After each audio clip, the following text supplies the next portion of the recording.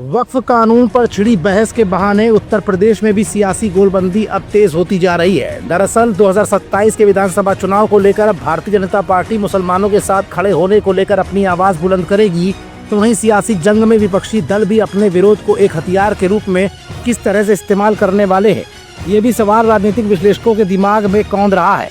भाजपा मुसलमानों के साथ खड़े होने को लेकर अपना स्टैंड अब कैसे क्लियर कर रही है और भाजपा को इसका क्या फायदा मिलेगा? सियासत की बिसात पर नफे और नुकसान की चाल से किसको कितना फायदा होगा, ये कुछ ऐसे सवाल हैं जिनका जवाब अपनी आज की इस रिपोर्ट में हम आपको दिखाएंगे भी और बताएंगे भी। दरअसल इस पूरे मामले में सत्तारूढ़ भाजपा ध्रुवीकरण के साथ ही मुस्लिमों के एक धड़े में पैठ बनाने के लिए मौका तैयार करने में जुट गई है। वहीं अल्पसंख्यक वोटों की लामबंदी के लिए सभी विपक्षी दलों ने अपने तेवर तीखे कर लिए हैं। माना जा रहा है कि कानून के अमल में आने के बाद अब ये सियासी जंग और भी ज्यादा तेज होती जाएगी। भारतीय जनता पार्टी 3 तलाक, पसमानदा मुस्लिम समाज का साथ देने जैसे मुद्दों के साथ साथ वक्फ बिल को मुस्लिमों की जमीन हड़पने की साजिश बताकर विपक्ष का नुकसान करने के लिए जमीन पर उतरेगी, क्योंकि ट्रिपल तलाक, पसमानदा मुस्लिमों की तरफदारी जैसे कदमों के जरिए पार्टी पहले भी मुस्लिमों में उपस्थिति दर्ज कराने का प्रयास कर चुकी है। इस बार भी भारतीय जनता पार्टी की इस कोशिश को वक्फ बिल को सुधार के साथ ही इस सियासी एजेंडे का विस्तार भी माना जा रहा है।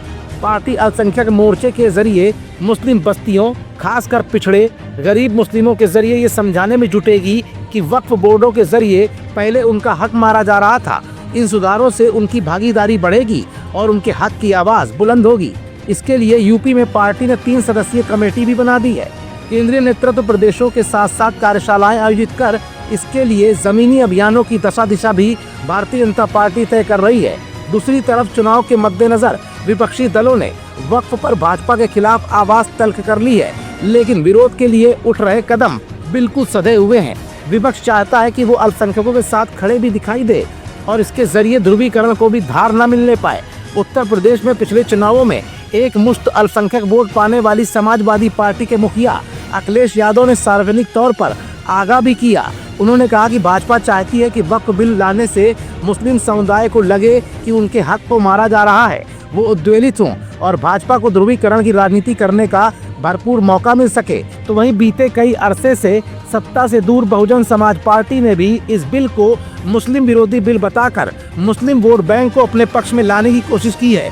कुल मिलाकर अगर देखा जाए तो जहां भारतीय जनता पार्टी इस बिल को मुसलमानों के बीच जाकर ये बताने की कोशिश करेगी कि वाकई में जमीनी स्तर पर भाजपा मुस्लिमों के साथ खड़ी है, तो समाजवादी पार्टी और खास तौर से बहुजन समाज पार्टी भाजपा की इस रणनीति को मुस्लिमों के लिए चाल बताने की कोशिश कर वोट बैंक के ध्रुवीकरण की भरपूर कोशिश भी करते दिखाई देंगे।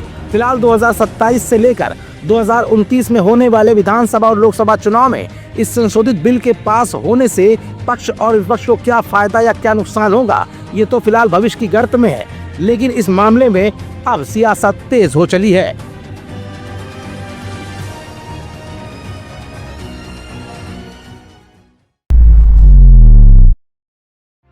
If you like this video, hit the like button and press the bell icon to never miss an update from M News.